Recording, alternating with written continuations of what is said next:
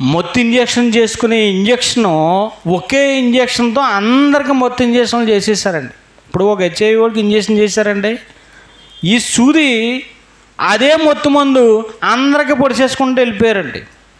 అంటే రోజు అంటే వీడికి మొత్తం మందు ఇస్తానికి అదే ఎయిడ్స్ పేషెంట్ ఇంజక్షను, ఎయిడ్స్ పేషెంట్కి పొడిచిన నరానికే అదే సూది ఇంకొకరికి పొడిచేసి ఇంకోటి పొడిచేసి అలా పొడిచేస్తే యవ్వనంలో ఉన్న పిల్లలందరికీ హెచ్ఐవి పాజిటివ్ వచ్చేసింది.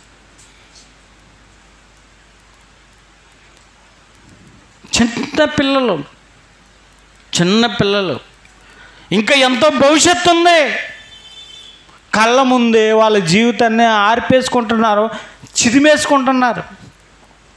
మొలకెత్తిందండి, ఇప్పుడే విత్తనం మొలకెత్తింది.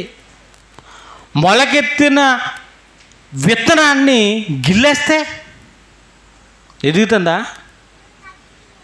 ఒక చింతపిక్క ఉందండి, దాన్ని ఆ 2 రొబ్బలు మంచి నీట్గా మనకు కనబడతాయి చింతపిక్కలు, ఆ మొదలు చిదిమేసి పడేస్తే అయిపోద్దా? ఉందా? ఇంకేముంది దానికి? యవ్వన ప్రాయం అనేది ఇంకా నీ భవిష్యత్తు ఎంత ఉంది? అది వృక్షమై అనేక ఫలాలు ఇవ్వవలసిన నీవు, ఇవ్వవలసిన యువత ఈరోజు బాల్యంలోనే చిదిమేసుకుంటున్నారంటే పిల్లలకి దైవ భయం లోపించింది. చిన్ననాటి నుండే అదే చెప్పాడు, ఇశ్రాయేలు ప్రజలకు చెబుతూ, బాల్యం నుండే మీరు దేవుని యొక్క వాక్యాన్ని కన్నులకు బాధ్యతగా కట్టుకోండి. అంటే నీకు రక్షణ కవచంగా వాక్యాన్ని మర్చిపోకుండా ఉండటానికే.